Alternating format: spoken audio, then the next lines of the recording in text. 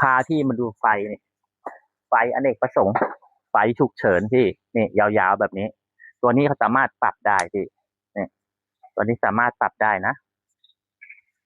ปรับได้แบบนี้พี่นี่นี่ปรับได้แบบนี้นี่นะตรงนี้ครับเป็นแม่เหล็กครับพี่เป็นแม่เหล็กถ้าที่มีเหล็กก็ดูดเหล็กได้เลยเนี่ยนะดูดเหล็กได้อย่างสบายเลยแล้วตัวนี้เขาสามารถปรับหมุนได้เขาสามารถปรับหมุนได้นะพี่นะเวลาเปิดไฟเขาสว่างมากแต่พี่จะเอาเป็นแนวตั้งแนวนอนแบบนั้นก็ได้เอาเป็นแนวตั้งแบบเอาเป็นแนวนอนแบบนี้ก็ได้พี่เนี่ยนะเนี่ยหมุนได้รอบทิศทางพี่ดูดิเนี่ยมีที่ห้อยอยู่นะพี่นะ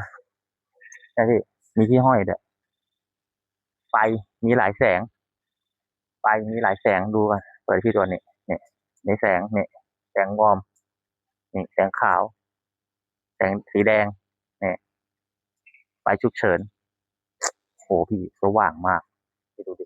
เป็นระบบแบบชาร์จไฟนะพี่นะชาร์จไฟชาร์จไฟบ้านเนี่ยเผื่อพี่สนใจเอาไปใช้งานเนี่ย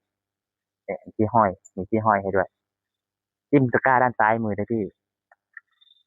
โคตรดีอ่ะสว่างมากเลยจัดไปใช้ครับ